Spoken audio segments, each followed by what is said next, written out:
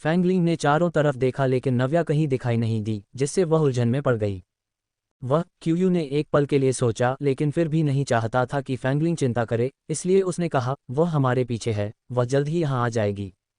अच्छा। फैंगलिंग ने सिर हिलाया और दवा की कुटिया की तरफ चलने के लिए मुड़ी। क्यूयू बिना कुछ सोचे समझे उसके पीछे पीछे चल दिया। लिंग ए, मेरा इंतजार करो।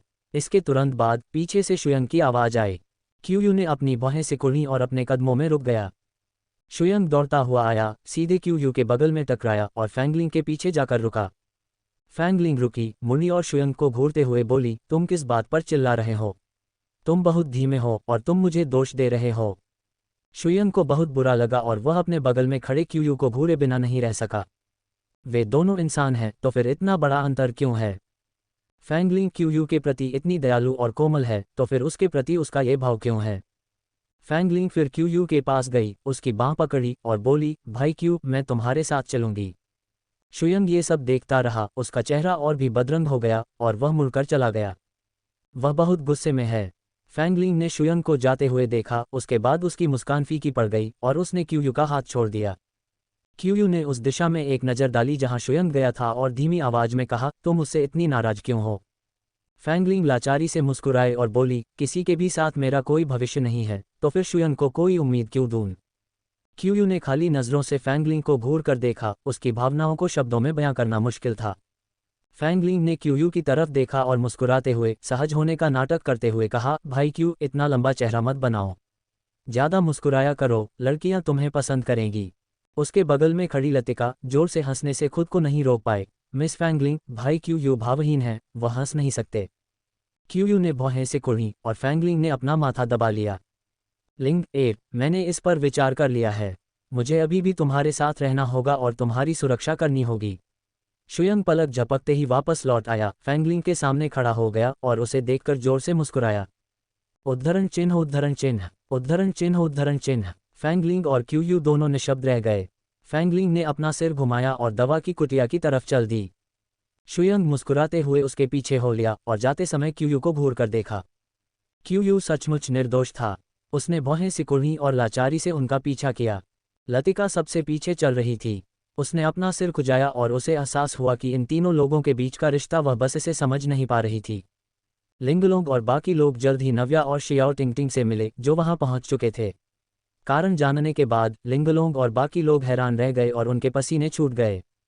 ये खौफनाक है। मिस, आपको कौन नुकसान पहुंचा सकता है? उन्होंने तो नव्या परिवार के अस्तबल वाले को भी रिश्वत दे दी थी। कौ एप ने खौफ में चीख कर कहा। नहीं, हमें वापस जाकर सच्चाई का पता लगाना होगा। हम कुछ और गलत नहीं होने दे सकते। शुभ समय आ रहा है, चलो जल्दी से दवा की कुटिया चलते हैं। मुझे विश्वास है कि कोई भी बात हमेशा के लिए छिपी नहीं रहती और जांच करके हम पता लगा लेंगे कि यह कौन है, नव्या ने कहा। दवा की दुकान नव्या के तख्ती का अनावरण करने का इंतजार कर रही है। प्रबंधक जरूर बेचैन हो रहा होगा। वे अब और नहीं रुके और दवा की कुटिया की तरफ दौड़ पड़े। नई जगह पर दवा की दुकान के फिर से खुलने की खबर पहले ही तियानिक्सिन सिटी में सनसनी मचा चुकी थी। इस वक्त कई ग्राहक पहले से ही बाहर इंतजार कर रहे थे, बस अनावरण समारोह के बाद अंदर जाने और गोलियां झपटने का इंतजार कर रहे थे। ग्राहक बेसब्री से दवा की दुकान के खुलने का इंतजार कर रहे थे। खुलने की पक्की तारीख मिलने के बाद वे सुबह सुबह ही दुकान के बाहर कतार में खड़े हो गए थे। उन्हें डर था कि कहीं गोलियां झपटने में उन्हें बहुत देर न हो जाए। जब नव्या और बाकी लोग दवा की दुकान पर पहुंचे तो वे भारी भीड़ को देखकर सन रह गए। छलावे की योजना। मिस, आप आखिरकार आ ही गईं। दुकानदार ने अपना पसीना पोंछा। वह इन उत्साही ग्राहकों से लगभग पागल हो चुका था और उसने बाल्टियों भर पसीना बहाया था। नव्या और बाकी लोग दवा की दुकान के पिछले हिस्से से अंदर दाखिल हुए। सामने के दरवाजे पर बहुत सारे लोग थे और वह सामने से अंदर आकर बहुत ज्यादा ध्यान आकर्षित नहीं करना चाहती थी। क्या समय हो गया है? नव्या ने पूछा। अभी आधा घंटा बाकी है, इसलिए कोई जल्दी नहीं है, दुकानदार ने नव्या से कहा। जब नव्या पहले नहीं आई थी तो वह बहुत बेचैन था और ग्राहकों द्वारा उकसाए जाने पर वह पसीने से तरबतर हो गया था। लेकिन अब जब नव्या आ गई है तो स्वाभाविक रूप से उसे अब कोई जल्दी नहीं है। इसके अलावा शुभ समय में अभी भी आधा घंटा बाकी है। दुकानदार का उपनाम वो था। भले ही दवा की दुकान दूसरी जगह चली गई थी, फिर भी यह एक सदी पुराना पारिवारिक व्यवसाय था। उसे लगा कि नव्या से उसकी मुलाकात निश्चित रूप से उसके पूर्वजों के अच्छे कर्मों के कारण हुई है।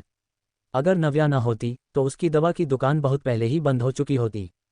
तैयार हो जाओ, हम मूल रूप से तय किए गए समय पर ही चलेंगे। नव्या कोमलता से मुस्कुराई, बहुत ही मिलनसार थी। मैनेजर वू ने बार बार सिर हिलाया और मुस्कुराते हुए इसकी देखभाल करने चला गया। इस वक्त क्यू, फैंगलिंग, लतिका और शुयंग आखिरकार दवा की कुटिया के बाहर से अंदर घुसने में कामयाब हो गए। क्यू और लतिका ने नव्या को सुरक्षित और स्वस्थ देखकर राहत की सांस ली। फैंगलिंग नव्या के पास गई और बोली, नव्या, प्रिंस आज महल आए थे और उन्होंने विशेष रूप से मुझे और शुयंग को आने के लिए कहा था।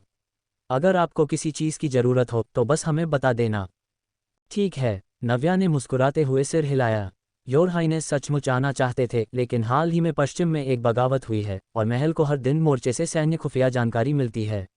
महामहिम चाहते हैं कि योर हाइनेस इसका कोई समाधान निकालने में मदद करें। फैंगलिंग ने धैर्यपूर्वक नव्या को समझाया। बगावत? नव्या अत्यधिक उलझन में थी।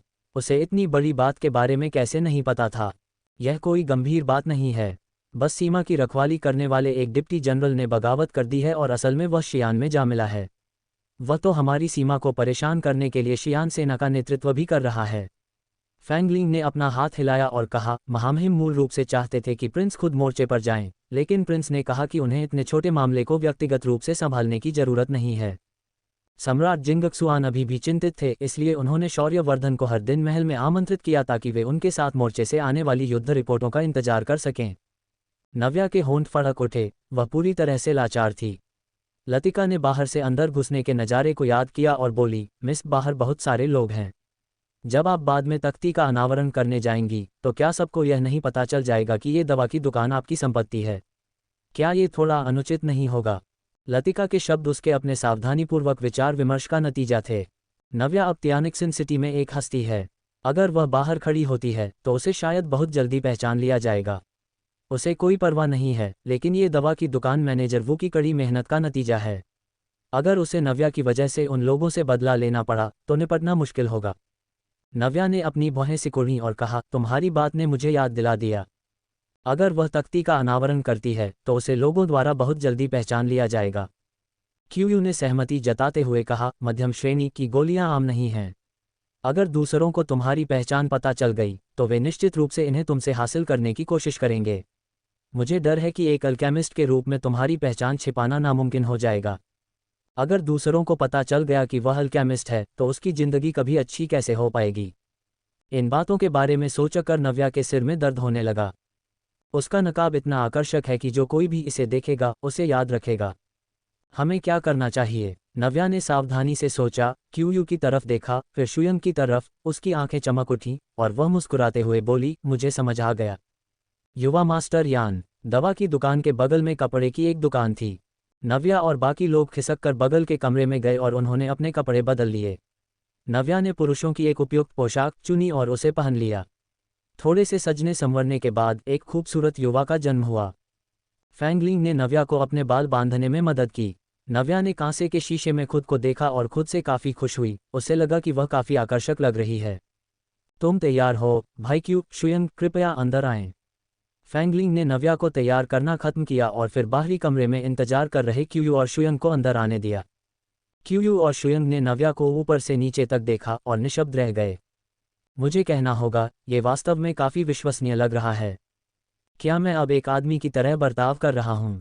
नव्या ने जानबूझकर अपनी आवाज़ भारी की और इन दोनों असली मर्दों क्यू और शुयंग से कहा। शुयंग हंसे बिना नहीं रह सका, ये बस थोड़ा सा जनाना है। क्या तुम ठीक से बात नहीं कर सकते? नव्या के चेहरे के भाव पल भर में बदल गए और उसने अपने हाथ में मौजूद फोल्डिंग फैन को शुयंग के सिर पर दे मारा। शुयंग समय पर बच नहीं पाया और उसे सीधे चोट लगी। उसने निराशा भरे भाव के साथ फोल्डिंग फैन को पकड़ लिया। क्यू ने एक नज़र डाली और सुझाव दिया, नकाब हटा दो या कोई दूसरा चुन लो। नव्या को लगा कि यह समझदारी की बात है, इसलिए उसने अपना हाथ बढ़ाया और नकाब ले लिया। वाह, क्या मैं कुछ देख रहा हूँ? कितनी खूबसूरत है। तब नव्या को याद आया कि शौर्यवर्धन के अलावा कोई नहीं जानता था कि उसका चेहरा ठीक हो गया है। नव्या ने अपना चेहरा छुआ और कहा, मैं जानती हूँ कि मैं खूबसूरत हूँ, लेकिन तुम लोगों को इतना बढ़ा चढ़ाकर कहने की जरूरत नहीं है ना? मिस, आपका चेहरा कब ठीक हुआ? आपने हमें बताया तक नहीं। ए ने हैरानी से चीखकर कहा, अभी हाल ही में हम साथ आए थे और तुमने पूछा ही नहीं। नव्या ने अपने कंधे उचकाए। भगवान का शुक्र है, मुझे पता था कि हमारी युवा मालकिन के पास असाधारण सुंदरता होगी। एर इतनी उत्साहित थी कि वह लगभग कुछ भी स्पष्ट नहीं बोल पा रही थी। नव्या लाचारी से मुस्कुराए और बोली, ठीक है, हंगामा करना बंद करो और काम पर लग जाओ। एर को एहसास हुआ कि वह बिना सोचे समझे बोल पड़ी थी। उसने अपना मुंह ढक लिया, लेकिन हंसने की इच्छा को रोक नहीं पाए। एर के प्यारे भाव से नव्या सचमुच प्रभावित हुई। फैंगलिंग बहुत शांत थी। उसने एक पल के लिए नव्या को घूर कर देखा और फिर विचारमग्न होकर बोली, तुम्हें अभी भी थोड़ा मेकअप करने की जरूरत है। तुम्हारी त्वचा बहुत गोरी है। ठीक है, तुम मेरी मदद करो। तब नव्या ने फैंगलिंग से कहा कि वह उसे मेकअप करने में मदद करे। ले आओ। जब नव्या और बाकी लोग दवा की दुकान पर लौटे तो मैनेजर वू सन रह गए और उन्हें बिल्कुल नहीं पहचान पाए। ये मिस हैं। मैनेजर वू ने अपनी आंखें जोर से मली, ये सोचते हुए कि क्या वह कुछ देख रहे हैं। यह मैं ही हूँ, लेकिन अब से तुम्हें मुझे युवा मास्टर कहकर बुलाना होगा, नव्या ने मुस्कुराते हुए मैनेजर वू से कहा। ठीक है। मैनेजर वू ने बार बार सिर हिलाया। क्या शुभ समय लगभग आ गया है? नव्या ने पूछा। हाँ, हम लगभग पहुंच गए हैं। अब से जब भी कोई पूछे कि इस दवा की दुकान का मालिक कौन है तो बस कह देना कि यह मेरी है, युवा मास्टर यान। नव्या ने एक पल के लिए सोचा, फिर एक उपनाम गढ़ा, काफी लाचारी से बोली, ये तुम्हारे पूर्वजों की संपत्ति की रक्षा करने के लिए भी है। आखिरकार इतने सारे लोग मुझे पसंद नहीं करते। अगर आज मेरी पहचान उजागर हो गई तो इस दवा की दुकान को कभी शांति नहीं मिलेगी। युवा मास्टर यान। मैनेजर वो पल भर के लिए सन रह गए, फिर बार बार सिर हिलाते हुए बोले, हाँ युवा मास्टर, मुझे याद रहेगा। दवा की दुकान के बारे में इतनी गहराई से विचार करने के लिए मैं आपको धन्यवाद भी देता हूँ। मैनेजर वो अत्यधिक आभारी थे। ठीक है, चलो तख्ती का अनावरण करते हैं, नव्या ने मुस्कुराते हुए कहा। फिर कमरे में मौजूद बाकी लोगों से कहा, लतिका और मैं एक साथ जा सकते हैं, तुम लोग पीछे से सामने की तरफ देखने जा सकते हो। ज़्यादा लोगों के होने से दृश्यता ज़्यादा होगी। इतना कहने के बाद नव्या, लतिका और मैनेजर वो दवा की दुकान से बाहर निकले और दरवाजे पर पहुंचे। दवा की दुकान का उद्घाटन। नव्या दवा की दुकान के प्रवेश द्वार पर खड़ी थी, सिरों के समुद्र को बाहर की तरफ देख रही थी। उसे बहुत भारी दबाव महसूस हो रहा था। क्या आखिरकार इसका अनावरण होने वाला है? वाह, ये कितना लंबा और कठिन सफ़र रहा है। हाँ, इसका इंतजार करना सार्थक था। मैं बहुत भावुक हूँ, किंगटियन फार्मेसी आखिरकार फिर से खुल रही है। मैनेजर वू के बगल में वह इंसान कौन है? वाह, कितना खूबसूरत युवा है। मैनेजर वू ने सभी को शांत रहने का इशारा किया और एक खिलखिलाती मुस्कान के साथ कहा, कृपया सभी शांत हो जाएं। आज हमारी किंगटियन फार्मेसी के उद्घाटन का शुभ दिन है। हम अपनी दुकान में आपका स्वागत करते हैं। मेरे बगल में खड़े ये सज्जन इस दुकान के मालिक हैं, युवा मास्टर यान। आइए तालियों की गड़गड़ाहट के साथ उनका स्वागत करें। तुरंत तालियों की गड़गड़ाहट गूंज उठी और मैनेजर वू ने बोलना जारी रखा। आज हमारी दुकान का भव्य उद्घाटन है, इसलिए स्वाभाविक रूप से इसमें काफ़ी छूट मिलेगी। उद्घाटन के पहले 3 दिनों के लिए हमारी दुकान हर दिन 1000 मध्यम श्रेणी की गोलियां प्रदान करेगी, जिन्हें लकी बैग निकालकर खरीदा जा सकता है। प्रति गोली 1 सोना, ये पहले से ही सबसे कम छूट है। बेशक, आपने सही सुना। ये दुकान मध्यम श्रेणी की गोलियों के बारे में बात कर रही है, 4थे ग्रेड से लेकर 6ठे ग्रेड तक।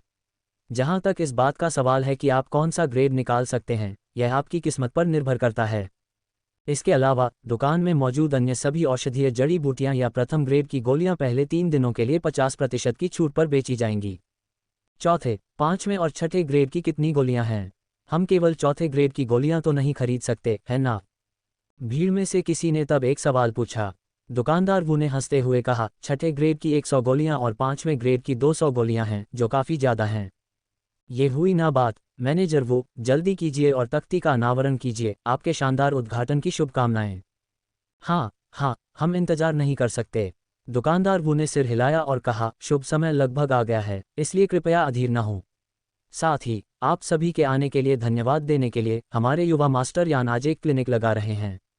कोई भी इंसान जिसे कोई मुश्किल या जटिल बीमारी है, वह हमारे युवा मास्टर यान से मुफ्त परामर्श ले सकता है। मैं शेख ही नहीं बघार रहा हूं, लेकिन हमारे युवा मास्टर यान के चिकित्सा कौशल पूरी तरह से बेजोड़ हैं। क्या ये सच है? मुझे तो कुछ शक है। अरे भगवान, हमें डॉक्टरों को दिखाने में कोई दिलचस्पी नहीं है, हमें केवल अच्छी अमृत में दिलचस्पी है। हाँ, ये सही है। गोलियां हमारी पसंदीदा हैं। ये शब्द सुनकर मैनेजर वू ने अपनी भौहें सिकुड़ीं। उन्होंने सावधानी से नव्या की तरफ देखा और केवल तभी जब उन्होंने देखा कि नव्या के चेहरे के भाव अपरिवर्तित हैं तो उन्हें राहत महसूस हुई। शुभ घड़ी आ गई है, तोपे दागो। मैनेजर वू ने देखा कि शुभ समय आ गया है और उन्होंने तुरंत चिल्लाकर कहा। वेटर ने पहले से तैयार किए गए पटाखों और आतिशबाजी को जला दिया। पटाखे चटकने और फूटने लगे और आतिशबाजी एक के बाद एक आसमान में छूटने लगी। भीड़ ने और भी अधिक तालियां बजाईं और वे लगातार उत्साहित होते गए। मैनेजर वो नव्या की तरफ मुड़े और बोले, युवा मास्टर कृपया। नव्या ने सिर हिलाया, एक तरफ गई और लाल रेशम के एक सिरे को खींचने के लिए अपना हाथ बढ़ाया। तख्ती को ढंकने वाला लाल रेशम नीचे खींच लिया गया और किंगटियन मेडिसिन हाउस शब्द दिखाई देने लगे। अनावरण समारोह पूरा हो गया है और किंगटियन फार्मेसी आधिकारिक रूप से खुल गई है। दवा की दुकान के अंदर मौजूद लोगों की तुलना में बाहर देख रही भीड़ और भी ज्यादा खुश थी। आतिशबाजी खत्म होने के बाद नव्या मुड़ी और दवा की दुकान के अंदर चली गई, जहां मैनेजर वो और उनके कर्मचारी व्यस्त होने लगे। लकी बैग के कई बक्से दरवाजे पर लाए गए और कर्मचारी ग्राहकों को लकी बैग निकालने में मदद करने में व्यस्त थे। नव्या अंदर के कमरे में दाखिल हुई और अभी भी बाहर का शोर सुन सकती थी, जिससे वह हल्का सा मुस्कुराए। मिस, क्या आप सच में आज यहाँ मरीजों को देखने वाली हैं? लतिका ने संदेह से पूछा। हाँ, क्या कोई समस्या है? नव्या ने उलझन में पूछा। लतिका ने अपना सिर हिलाया और कहा, मुझे बस लगता है कि मरीजों को देखने में बहुत ज़्यादा समय बर्बाद होगा। नव्या हल्का सा मुस्कुराए और बोली, आज का दिन एक अपवाद होना चाहिए। मानव जीवन अत्यंत महत्वपूर्ण है, जो 1000 सोने के सिक्कों से भी ज़्यादा कीमती है। किसी की जान बचाना एक ऐसा गुण है जिसे मापा नहीं जा सकता। मैं वास्तव में कोई दयालु डॉक्टर नहीं हूँ। मुझे डर है कि मैं अपने गुरु की सारी शिक्षाएं भूल चुकी हूँ। एक वैद्य को सबसे पहले और सबसे महत्वपूर्ण बात यह है कि उसे गुणी और दयालु होना चाहिए, अपने दिमाग को शांत करना चाहिए और अपनी इच्छा को केंद्रित करना चाहिए, इच्छाओं और चाहतों से मुक्त होना चाहिए, और सबसे पहले करुणा और सहानुभूति का दिल विकसित करना चाहिए, जो सभी प्राणियों के दुख को दूर करने की इच्छा रखता हो। तभी क्यू, शियाओ टिंगटिंग और बाकी लोग अंदर के कमरे में दाखिल हुए। जैसे ही फैंगलिंग अंदर आए, उसने चिल्लाकर कहा, यहाँ कितने सारे लोग हैं, हम तो लगभग अंदर घुस ही नहीं पा रहे थे। इतने बड़े उद्घाटन के साथ बेशक बहुत सारे लोग होंगे, शुयंग ने जवाब दिया। नव्या ने मुस्कुराते हुए सिर हिलाया, हाँ, हमने कारोबार शुरू कर दिया है और कुछ भी जरूरी नहीं है। फैंगलिंग, शुयंग, तुम दोनों को पहले प्रिंस के महल वापस जाना चाहिए। क्या तुम्हें मरीजों को नहीं देखना चाहिए? मैं यहाँ रुककर तुम्हारी मदद कर सकती हूँ, फैंगलिंग ने सुझाव दिया। जरूरत नहीं है, नव्या ने अपना सिर हिलाया और कहा, हमारे पास पर्याप्त कर्मचारी हैं, वे इसे संभाल सकते हैं। लतिका यहाँ अकेले रुक सकती है, बाकी सब लोग पहले वापस जा सकते हैं। क्यू ने अपनी बाहें सिकुड़ी और कहा, लतिका तुम वापस जाओ, मैं यहाँ रुकूंगा। लतिका शर्मिंदा और कुछ हद तक उलझन में लग रही थी जब उसने क्यू को घूर कर देखा। नव्या ने क्यू को उलझन भरे भाव से देखा, ये सोचकर कि उसका क्या मतलब था। क्यू ने आगे कहा, मेरी साधना अधिक है, इसलिए मेरा यहाँ रुकना बेहतर होगा। आखिरकार वह अभी भी नव्या की सुरक्षा को लेकर चिंतित था। आखिरकार अभी अभी गाड़ी के गायब होने की घटना हुई थी और क्यू दोबारा मजाक करने की हिम्मत नहीं जुटा पा रहा था। लतिका ने एक पल के लिए सोचा और फिर कहा, मिस, भाई क्यू सही कह रहे हैं। उनकी साधना अधिक है और वह आपकी सुरक्षा करने में अधिक सक्षम हैं। लिंगलोंग और मैं चौथी मिस तथा एक को वापस छोड़ आएंगे। ठीक है तो, नव्या ने सिर हिलाया और कुछ नहीं कहा। शियाओ टिंगटिंग ने कोमलता से कहा, नौवीं बहन, मैं वापस जाकर गाड़ी की जांच करूंगी, तुम खुद को मत थकाना। ठीक है, नव्या ने मुस्कुराते हुए सिर हिलाया। शियाओ टिंगटिंग जानती थी कि अगर वह रुकती भी है तो वह बहुत ज़्यादा मदद नहीं कर सकती है, इसलिए बेहतर होगा कि वह वापस जाए और गाड़ी के मामले की जांच करे, जिससे नव्या का बोझ भी कुछ हल्का होगा। मिस, मैं घर जाकर कुछ स्वादिष्ट खाने की खोज करने जा रही हूँ। जब आप वापस आएंगी तो खाने के लिए कुछ बहुत ही स्वादिष्ट होगा, एर ने मुस्कुराते हुए कहा। ठीक है, ठीक है, एर, तुम मुझे सबसे अच्छी तरह समझती हो। नव्या कभी भी स्वादिष्ट खाने का विरोध नहीं कर पाई है और यह सब एर की बदौलत है, जो हर दिन उसके लिए स्वादिष्ट व्यंजन बनाने की पूरी कोशिश करती है। जल्द ही शियाओ टिंगटिंग, लतिका, लिंगलोंग और एर दवा की कुटिया से चले गए।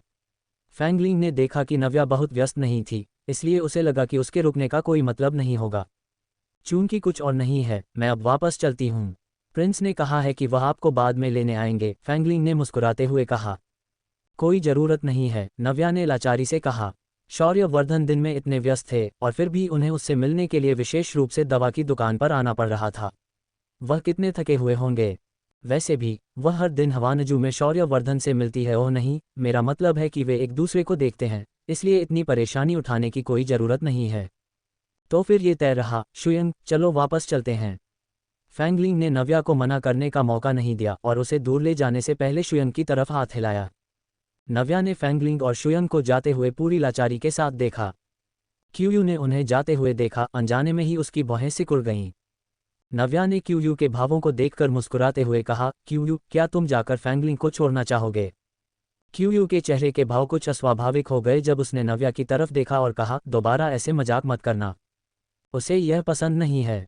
दिल की उलझनें। ये देखकर कि क्यूयू का चेहरा सख्त था और वह सचमुच गुस्से में लग रहा था, नव्या ने भी अपनी मुस्कान दबा ली। क्यूयू, क्या तुम्हें फैंगलिंग पसंद नहीं है? नव्या ने गंभीरता से पूछा। क्यूयू चुप रहा। या तुम्हें फैंगलिंग के प्रति अपराधबोध महसूस होता है? नव्या ने कोमलता से कहा, लेकिन क्यूयू, तुम्हें देर सवेर अपने दिल की सच्चाई का सामना करना ही होगा। क्यूयू बोलना चाहता था, लेकिन उसे समझ नहीं आ रहा था कि कहाँ से शुरू करे। अगर तुम उसे पसंद करते हो तो तुम उसके पास क्यों नहीं जाते? नव्या ने कहा। फैंगलिंग असल में वास्तविकता से भाग रही है। वह जिंदा है, लेकिन उसे हमेशा लगता है कि वह किसी भी पल मर सकती है। मैंने उसे जो दवा दी है वह उसे ठीक नहीं कर सकती। केवल तुम ही उसे बचा सकते हो। मुझे ठीक से समझ नहीं आ रहा है कि तुम्हारा क्या मतलब है। क्यूयू एक पल के लिए रुका, वह सन रह गया था। जिन के मुंह वही सिद्धांत लागू होता है, बिजली हवा का विरोध करती है। फैंगलिंग जन्म से ही हवा के गुण वाली है, जबकि तुम बिजली के गुण वाले हो। नव्या ने धीमी आवाज में कहा, उस वक्त तुमने उसे छोड़ दिया था, लेकिन इसके परिणामस्वरूप उसे बिजली की विनाशकारी शक्ति का सामना करना पड़ा, जिससे उसके बाल लाल से सफ़ेद हो गए। क्या वह किसी जादू के प्रभाव में नहीं थी? लाल बाल और सफ़ेद चेहरा कोई गुण नहीं है, बल्कि विरोधी तत्वों का एक शाप है। तुम्हें लगा था कि तुम जो बूजहर की बोतल ले जा रहे थे वह गलती से गिर गई और उसकी वजह से फैंगलिंग गू से संक्रमित हो गई, लेकिन ऐसा नहीं है। नव्या ने गहरी आवाज में कहा, मैंने यह बात पहले इसलिए नहीं बताई क्योंकि मैं तुम पर दबाव नहीं डालना चाहती थी, लेकिन अगर तुम ऐसे ही चलते रहे तो तुम और फैंगलिंग कोई प्रगति नहीं कर पाओगे। अगर उसे किसी और से प्यार हो गया तो भविष्य में तुम दोनों को ही परेशानी होगी। हम इसे कैसे सुलझाएं? क्यूयू ने पूछा। अगर वह तुमसे शादी कर ले और तुम्हारी बन जाए तो शाप खत्म हो जाएगा, नव्या ने क्यूयू को ध्यान से घूरते हुए कहा। क्यूयू निशब्द रह गया। मैं कोई बड़ा चढ़ाकर बात नहीं कर रही हूँ, नव्या ने धीमी आवाज में कहा। मुझे विश्वास है कि तुम्हारे पूर्वजों ने तुम्हें तत्वों के विरोध के शाप के बारे में जरूर बताया होगा, लेकिन तुमने इसे कभी नहीं देखा है, इसलिए तुम नहीं जानते कि यह कैसा दिखता है। हाँ, क्यूयू ने लाचारी से कहा। तो तुमने इस पर विचार कर लिया है? अगर तुम चाहते हो कि फैंगलिंग जिंदा रहे तो बस एक ही रास्ता है, उससे शादी कर लो। नव्या ने अपने होंठ सिकोड़े। भले ही तुम उसके दुश्मन हो, भले ही सच्चाई जानने के बाद वह टूट जाए, लेकिन उससे पहले अगर तुम चाहते हो कि वह जिंदा रहे तो तुम्हें ये करना होगा। इसलिए तुम्हें इस बात की कोई भी संभावना खत्म करनी होगी कि फैंगलिंग को किसी और से प्यार हो जाए। वह तुम्हारे अलावा किसी और से प्यार नहीं कर सकती। उद्धरण चिन्ह। मैं देख सकती हूँ कि फैंगलिंग तुम्हें पसंद करती है, लेकिन अगर तुम पहल नहीं करोगे तो तुम आखिरकार उसे किसी और के पास धकेल दोगे, नव्या ने एक आह भरी। क्यूयू, मैं जानती हूँ कि तुम्हें फैंगलिंग के प्रति अपराधबोध महसूस होता है, लेकिन मुझे लगता है कि तुम भी मेरी तरह चाहते हो कि फैंगलिंग खुश रहे। पारिवारिक दुश्मनी बहुत पहले ही खत्म हो चुकी है। चाहे वह फैंग परिवार हो या लेई परिवार, वे कुलीन परिवार बहुत पहले ही गायब हो चुके हैं। हम जो कुछ भी नियंत्रित कर सकते हैं वह केवल वर्तमान और भविष्य है। मैं समझ गया। क्यूयू ने अपना सिर हिलाया, उसका दिमाग अब साफ था। तुम और फैंगलिंग की शादी होने के बाद तुम उसे ये बातें बता सकते हो। नव्या ने एक पल के लिए सोचा और फिर क्यूयू से कहा, मैं जानती हूँ कि झूठ बोलना गलत है, लेकिन फैंगलिंग के बारे में मेरी समझ के आधार पर अगर उसे शुरुआत से ही सच्चाई पता होती तो वह तुमसे शादी करने के बजाय मरना पसंद करती। मैं समझ गया। क्यूयू उलझन में था, लेकिन वह उस वक्त कुछ कह नहीं सका। वह हमेशा वही होता है जो फैंगलिंग का कर्जदार होता है। युवा मास्टर, क्या आप अंदर हैं? मैनेजर वू ने दरवाजा खटखटाया और नव्या से पूछा। अंदर आ जाओ, नव्या ने दरवाजे की तरफ देखते हुए शांत भाव से कहा। दुकानदार वू ने दरवाजा खोला, नव्या के सामने सिर झुकाया और कहा, युवा मास्टर, एक मरीज चिकित्सा सहायता के लिए आया है। कृपया अंदर आएं। चिकित्सा और सफलता। मरीज को अंदर के कमरे में लाया गया और मरीज के परिवार वालों ने उसे नव्या के सामने बैठने में मदद की। मरीज एक बूढ़ी औरत थी जो देखने में बहुत बीमार लग रही थी। दादी, कृपया अपना हाथ आगे बढ़ाइए ताकि मैं आपकी नब्ज टटोल सकूं, नव्या ने बहुत ही नम्रता से कहा। नव्या और उसकी सास के बीच एक मेज रखी थी, जो न बहुत बड़ी थी और न ही बहुत छोटी। सास ने खांसी और अपना हाथ मेज पर रख दिया ताकि नव्या उसकी नब्ज टटोल सके। नव्या ने अपना निदान पूरा करने के बाद सास से कहा, ये सर्दी से जुड़ी एक बीमारी है। शुरुआत में यह कोई गंभीर बात नहीं थी, लेकिन जिस डॉक्टर ने आपका पहले इलाज किया था उसने इसे गर्मी से जुड़ी बीमारी समझ लिया, जिससे आपकी हालत बिगड़ गई और खराब हो गई। क्या ऐसा है? उस औरत का रिश्तेदार एक अधेड़ उम्र का आदमी था जो उसका बेटा लग रहा था। डॉक्टर, क्या मेरी माँ के बचने की कोई उम्मीद है? बेशक उम्मीद है। नव्या मुस्कुराई। उसने एक कलम और कागज उठाया, एक नुस्खा लिखा और अधेड़ उम्र के आदमी को देते हुए कहा, इसे वेटर के पास ले जाओ और दवा ले लो। इसे दिन में 2 बार लो और तुम 3 दिनों में ठीक हो जाओगी। अगर तुम अभी भी चिंतित हो तो तुम जांच के लिए वापस आ सकते हो। धन्यवाद डॉक्टर, धन्यवाद डॉक्टर। अधेड़ उम्र के आदमी ने पर्चा लिया, अपना आभार व्यक्त किया और अपनी माँ को वहां से ले जाने में मदद की। क्यूयू एक तरफ खड़ा होकर नव्या को देख रहा था। उसे लगा कि उस पल में नव्या से एक चिकित्सक की आभा निकल रही थी। भले ही वह ये न माने कि वह एक अच्छी डॉक्टर है, लेकिन वह इस बात से इनकार नहीं कर सकती कि उसके पास हमेशा से एक चिकित्सक का दिल रहा है। पहले मरीज के परामर्श के लिए आने के बाद एक दूसरा, फिर एक तीसरा मरीज आया। किसी भी मुश्किल या जटिल बीमारी के लिए जिसका इलाज मैनेजर वो नहीं कर सकते थे, वह नव्या को निदान और इलाज के लिए अपने निजी कमरे में आमंत्रित करते थे और नव्या एक एक करके उनका इलाज करती थी। क्यूयू चुपचाप एक तरफ इंतजार कर रहा था, खामोशी से सब कुछ देख रहा था और बीच बीच में मदद भी कर रहा था। देखते ही देखते दिन का ज्यादातर हिस्सा बीत चुका था। दवा की दुकान बहुत अच्छा कारोबार कर रही थी, 1000 गोलियां तेजी से बिक गईं। मैनेजर वो और दुकान के कर्मचारियों की मुस्कान थमने का नाम नहीं ले रही थी, वे बहुत उत्साहित थे। युवा मास्टर, हमने आज 1000 मध्यम श्रेणी की गोलियां बेची हैं और सभी तीसरे ग्रेड की गोलियां बिक चुकी हैं। हमने बहुत सी पहले और दूसरे ग्रेड की गोलियां भी बेची हैं। मैनेजर वू ने खुशी से नव्या के अंदर के कमरे में आते हुए कहा। नव्या मुस्कुराई, ये सब उसकी उम्मीदों के मुताबिक ही था। युवा मास्टर, फिलहाल कोई भी मरीज आपको देखने के लिए नहीं है। रसोई में कुछ नाश्ता तैयार किया गया है, क्या आप बगल के हॉल में जाकर कुछ चखना चाहेंगे? मैनेजर वू ने फिर से कहा। ठीक है। नव्या उठी, अपने हाथ धोए, अंदर के कमरे से बाहर निकली और कुछ नाश्ता करने के लिए बगल के हॉल में चली गई। पूरे दिन बैठे बैठे मैं सच में काफ़ी थक गई हूँ। आसपास कोई नहीं है, क्या हम थोड़ी देर में वापस जा रहे हैं? नव्या ने कुछ पेस्ट्री खाई और क्यूयू ने उसके लिए एक गिलास पानी डाला, उसे उसके सामने रखा और पूछा। शुक्रिया। नव्या ने पानी का गिलास उठाया, एक घूंट लिया और कहा, थोड़ी देर और इंतजार करते हैं। हम सूर्यास्त के बाद वापस जाएंगे। हम पहले ही दिन का ज़्यादातर हिस्सा बिता चुके हैं, इसलिए 1 और घंटे से कोई फर्क नहीं पड़ेगा। नव्या ने एक पल के लिए सोचा, फिर चीनी मिट्टी की एक छोटी सी बोतल निकाली और क्यूयू को दे दी। किसके लिए? क्यूयू ने इसे लेते हुए पूछा। ये फैंगलिंग के लिए है, नव्या ने मुस्कुराते हुए कहा।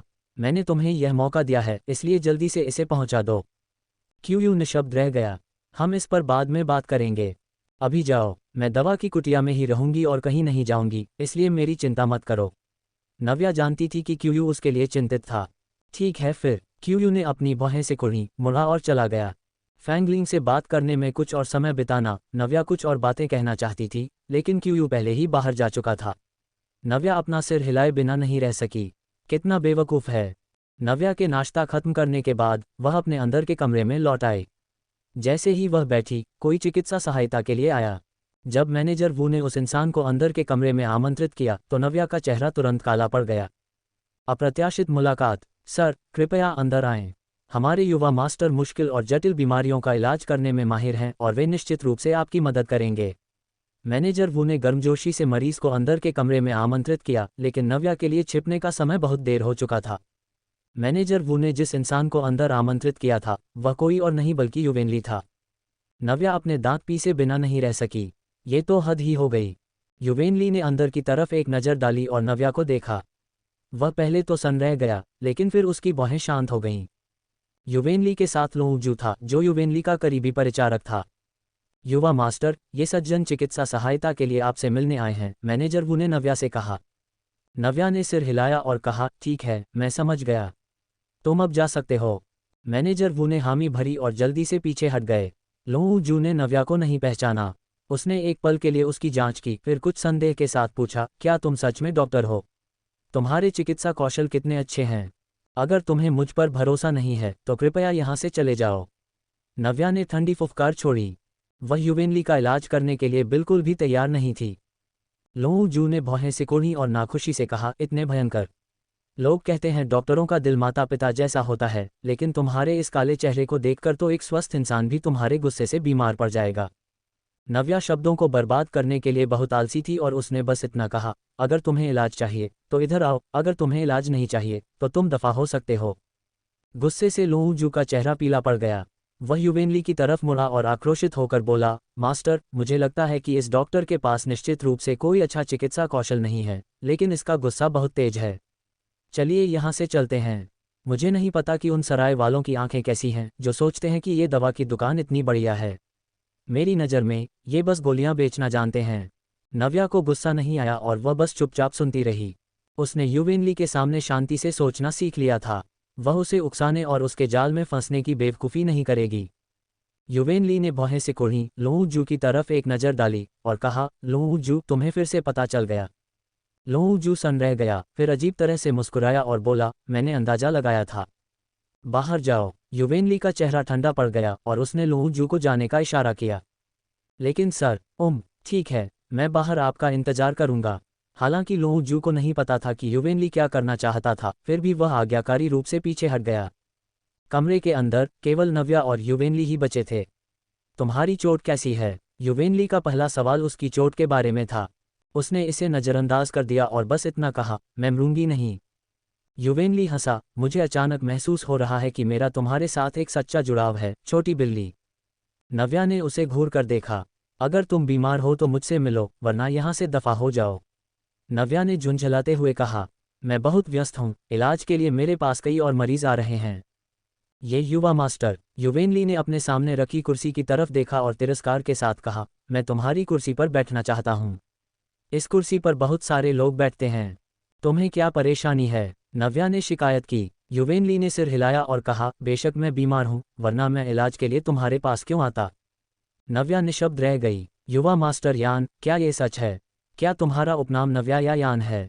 युवेनली ने पूछा। वह पिछली बार नव्या को रोकने में नाकाम रहा था और बाद में उसने गोंगजू से नव्या की पहचान के बारे में पूछा था, लेकिन गोंगजू टालमटोल कर रहा था और उसने कोई स्पष्ट जवाब नहीं दिया था। नव्या खड़ी हो गई और उसने युवेनली को अपनी सीट देते हुए कहा, आओ बैठ जाओ। चूंकि तुम एक डॉक्टर को दिखाने आए हो, इसलिए बकवास में समय बर्बाद मत करो। उसके पास युवेनली के साथ गपशप करने का समय नहीं है। कितना परेशान करने वाला इंसान है। युवेनली की आंखें झिलमिलाईं और वह चलकर बैठ गया, अपना हाथ नव्या की तरफ बढ़ाते हुए ताकि वह उसकी नब्ज टटोल सके। नव्या ने एक कुर्सी किनारे खिसकाए अपना हाथ बढ़ाकर युवेनली की नब्ज पर रखा। उसकी आंखें थोड़ी गहरी हो गईं। नव्या मूल रूप से युवेनली का इलाज नहीं करना चाहती थी, लेकिन युवेनली पहले ही उसके पास आ चुका था, इसलिए भले ही वह उसका इलाज नहीं करना चाहती थी, लेकिन वह मना भी नहीं कर सकती थी। मैं युवेनली की नब्ज टटोल लेती हूँ और उसके बाद मैं उसके लिए कुछ दवा लिख दूंगी ताकि वह दफा हो सके। लेकिन जैसे ही उसने नब्ज महसूस की, नव्या की आंखें गहरी हो गईं। हॉट स्लेइंग गो। नव्या ने धीरे धीरे युवेनली के लक्षणों को दोहराया और अपना हाथ वापस खींच लिया। युवेनली भी हैरान था। उसने उम्मीद नहीं की थी कि नव्या उसकी नब्ज से उसके शरीर में मौजूद गू जहर का इतनी आसानी से निदान कर लेगी। नव्या मन ही मन घबरा गई थी। 300 साल पहले 3 शिष्य थे। वरिष्ठ भाई चिकित्सा में माहिर था, वरिष्ठ बहन गू जहर में और कनिष्ठ बहन जहर बनाने में। जब वरिष्ठ भाई यात्रा कर रहा था तो उसे एक औरत से प्यार हो गया। वरिष्ठ बहन और कनिष्ठ बहन उसका दिल न जीत पाने के कारण उस औरत को नुकसान पहुंचाने के लिए गू जहर बनाने की साजिश रचने लगी, जिससे वह प्यार करता था। उन दोनों बहनों ने 7 तरह के गू जहर बनाए, जिनके नाम थे burning hot, slaying hot, eroding hot, harmony hot, illusion hot, desire hot और लॉकिंग हॉट। उन्होंने एक साथ अपने वरिष्ठ भाई की प्रेमिका को 7 गू जहर दे दिए, जिससे उस औरत को मौत से भी बदतर किस्मत का सामना करना पड़ा।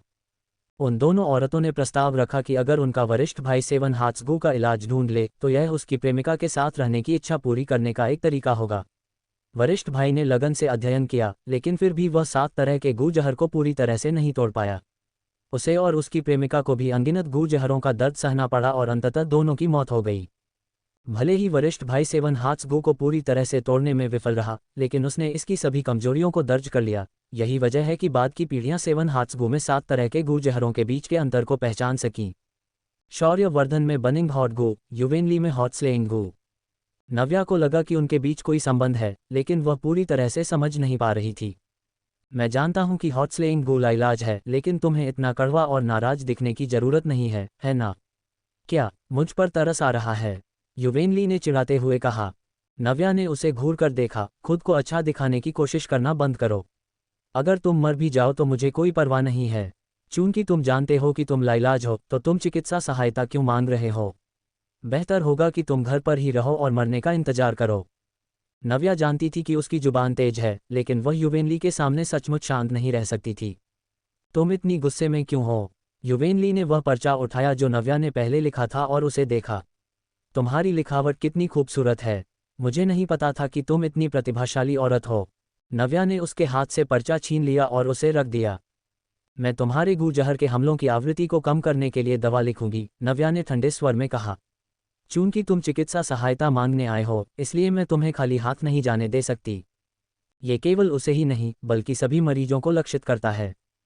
कितनी दरियादिल हो। युवेनली ने नव्या की तरफ देखा और उसे और भी अधिक दिलचस्प पाया।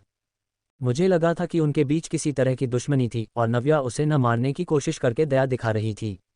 नव्या ने उसे घूर कर देखा लेकिन उसे नज़रअंदाज कर दिया और इसके बजाय एक पर्चा लिखने के लिए अपनी कलम उठाई। युवेनली ने उसे ध्यान से देखा और पाया कि जब वह ध्यान केंद्रित करती है तो वह बेहद खूबसूरत लगती है। उस पल ऐसा लगा मानो उसने उसके प्रति अपने सारे पूर्वाग्रहों को छोड़ दिया हो और उसने सिर्फ वही किया जो एक डॉक्टर को करना चाहिए, जो कि एक डॉक्टर का स्वभाव है। ये लो। नव्या ने पर्चा लिखना खत्म किया, उठी और उसे सौंपते हुए बोली, इसे दुकानदार के पास ले जाओ और वह तुम्हें दवा दे देगा। युवेनली ने इसे स्वीकार किया, उसकी आंखें थोड़ी गहरी हो गईं और उसने कहा, शुक्रिया। मुझे धन्यवाद देने की जरूरत नहीं है, मैं भी तुम्हारे शाप को पूर्ववत नहीं कर सकती। नव्या ने अपना हाथ हिलाया, युवेनली को जाने का इशारा करते हुए।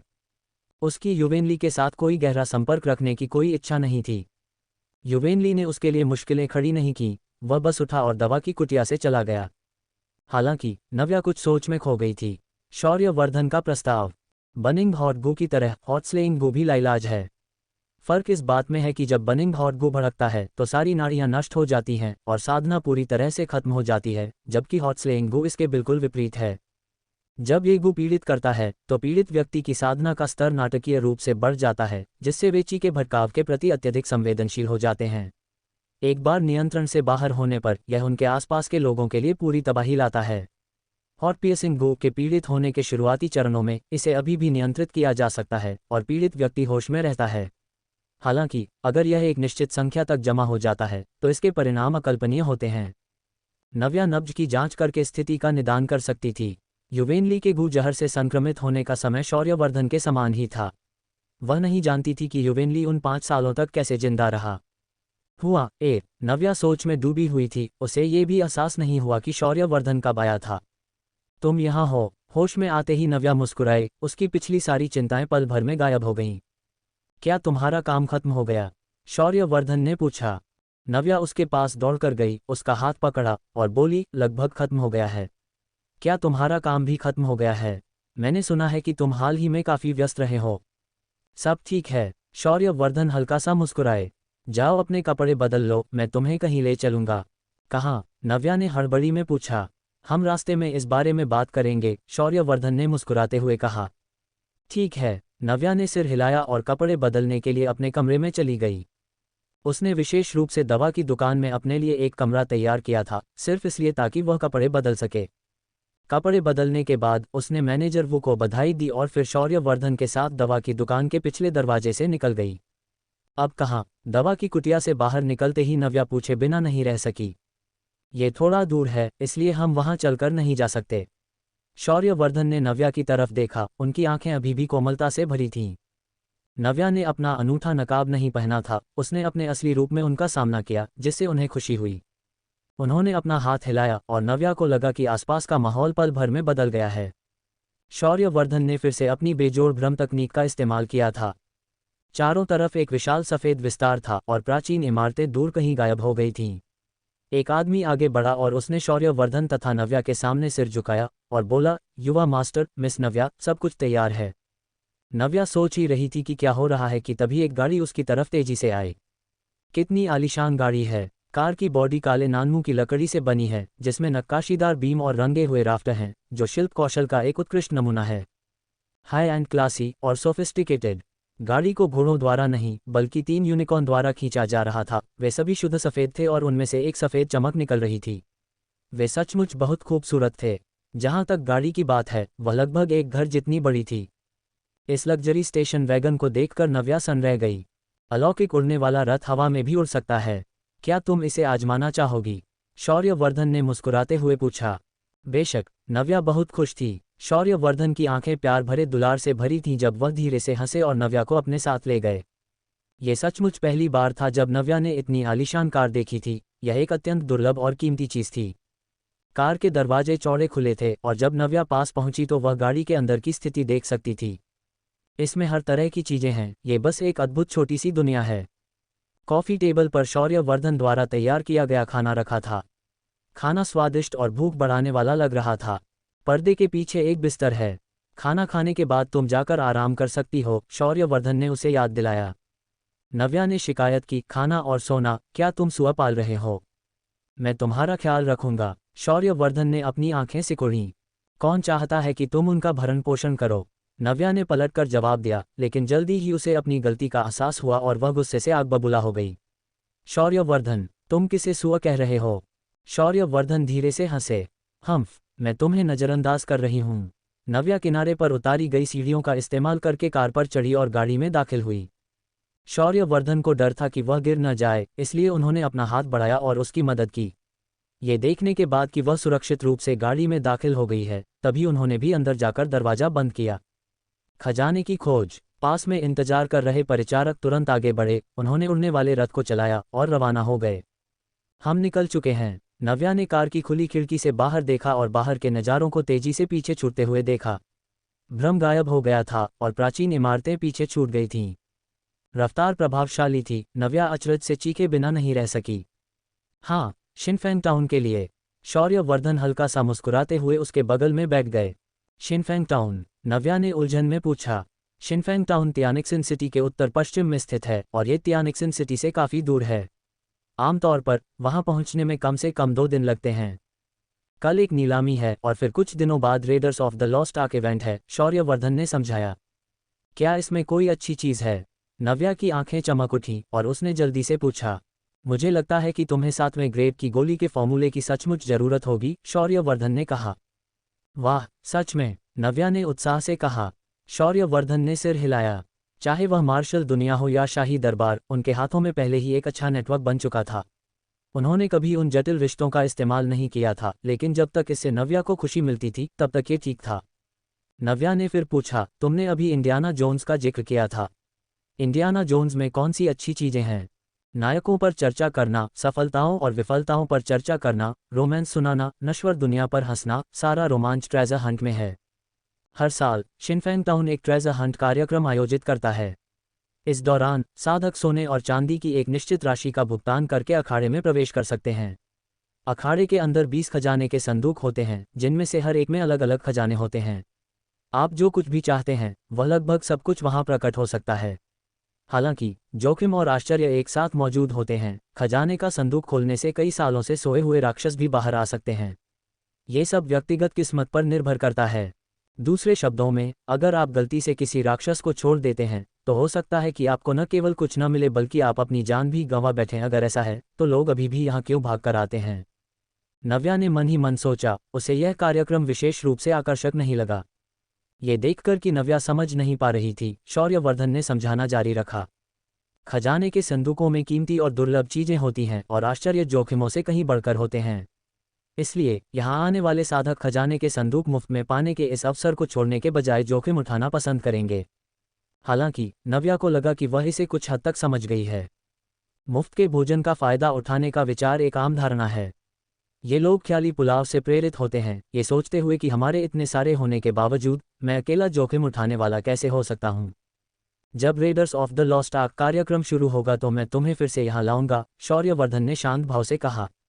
खजाने के संदूक में 7वें ग्रेड या उससे ऊपर के अमृत के नुस्खे भी होते हैं। नव्या की आंखें अचानक चमक उठी। सच में? बेशक। बहुत बढ़िया, मैं जा रही हूँ। नव्या ने तुरंत फैसला किया। उसके कीमिया कौशल 6ठे रैंक पर ही रुक गए थे, क्योंकि 6ठे रैंक से ऊपर की सभी गोलियों के लिए एक फॉर्मूले की जरूरत होती थी। अगर उसे फॉर्मूला मिल गया तो उसका कीमिया कौशल निश्चित रूप से एक उच्च स्तर पर पहुंच जाएगा। उसे इस तरह देखकर शौर्यवर्धन मुस्कुराए बिना नहीं रह सके। उनकी आंखें प्यार भरे दुलार से भरी थीं। वह उसे जो कुछ भी चाहिए था वह सब कुछ देने को तैयार थे। उन्होंने उसे जो कुछ भी दिया वह हमेशा सबसे अच्छा था। नव्या अच्छे मूड में थी और आराम करने के लिए मुलायम सोफे पर पीछे की तरफ झुक गई। तभी उसकी नज़र अपने सामने रखे खाने पर पड़ी और वह तुरंत सीधे बैठ गई। बोली, चलो पहले खाते हैं, मुझे बहुत भूख लगी है। आसमान की सैर। रात का खाना खाने के बाद नव्या उठी और अंदर की तरफ चलते हुए बोली, मैं सोने जा रही हूँ। शौर्यवर्धन चुपचाप हंसे। किसने कहा था कि खाना और सोना सुअर पालने जैसा है? नव्या मरीजों को देखने के एक दिन बाद पूरी तरह थक चुकी थी और तकिए पर सिर रखते ही उसे नींद आ गई। शौर्यवर्धन के साथ होने से वह बहुत सुरक्षित महसूस कर रही थी। जब वह उठी तो पहले ही अंधेरा हो चुका था।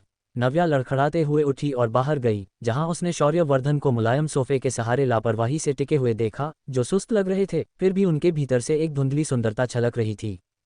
तुम जाग गई, इधर आओ। शौर्यवर्धन ने ऊपर देखा और उसे देखा, उसे इशारा किया और कोमलता से कहा। उनकी आंखें प्यार से भरी थीं। नव्या चलकर आए और शौर्यवर्धन के बगल में बैठ गई। शौर्यवर्धन ने अपना हाथ बढ़ाया और उसे अपनी बाहों में खींच लिया। उसने कोई नखरे नहीं दिखाए और आज्ञाकारी रूप से उनके सहारे टिक गई।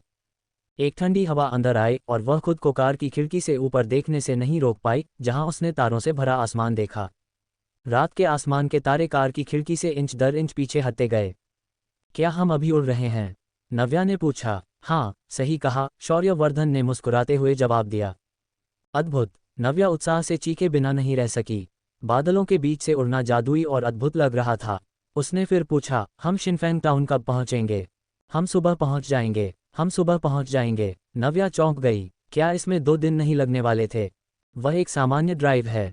उद्धरण चिन्ह। वहां पहुंचने में 2 घंटे लगते, लेकिन मुझे चिंता थी कि अगर यह बहुत तेज हुआ तो तुम इसे संभाल नहीं पाओगी, इसलिए मैंने जानबूझकर इसे थोड़ा धीमा कर दिया।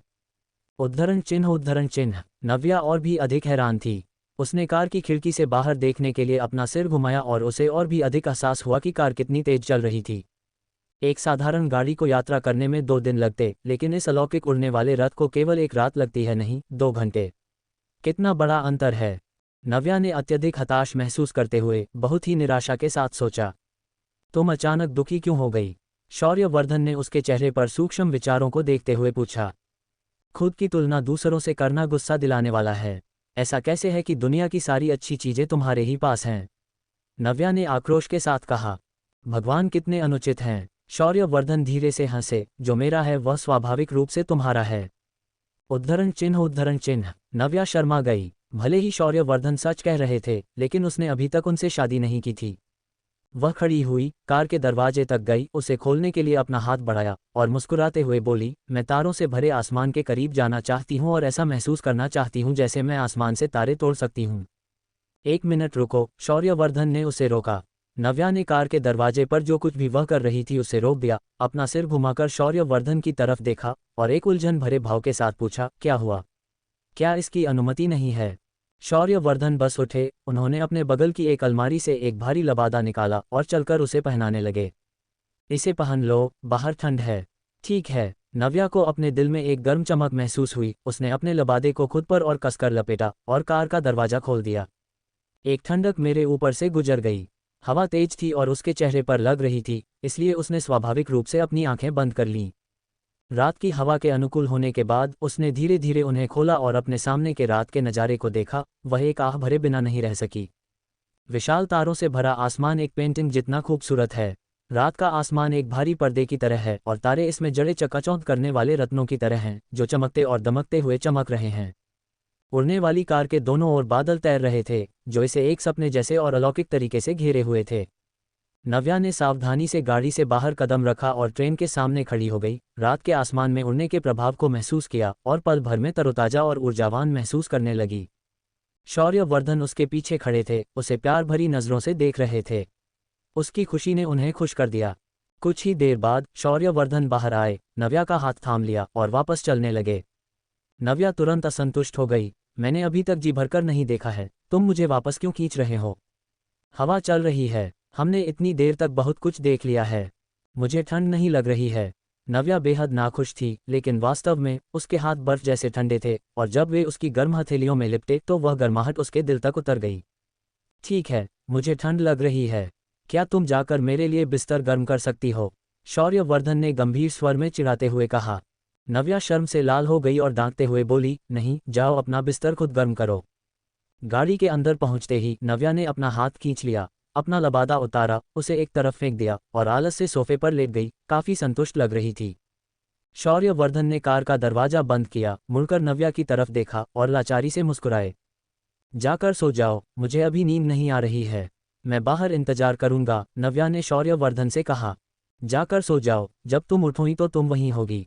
शौर्यवर्धन अभी भी इस बात पर अड़े रहे कि नव्या पीछे जाकर सोए। नव्या ने जिद नहीं की और चुपचाप उठ खड़ी हुई। जैसे ही वह शौर्यवर्धन के पास से गुजरी, शौर्यवर्धन ने उसे अपनी बाहों में खींच लिया।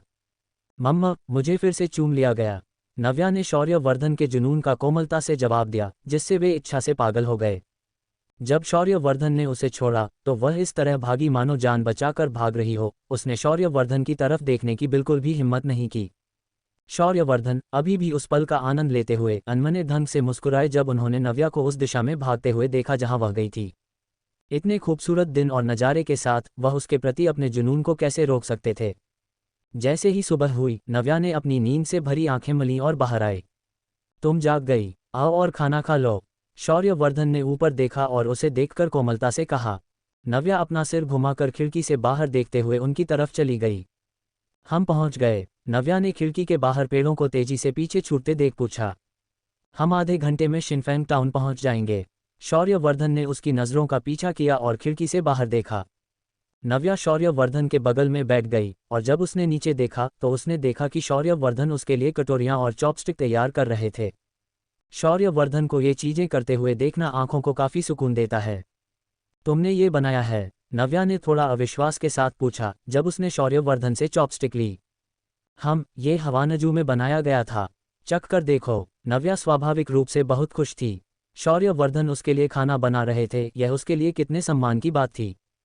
तुम असल में खाना बना सकते हो, तुमने यह विशेष रूप से मेरे लिए तो नहीं सीखा, है ना? नव्या ने मुस्कुराते हुए पूछा।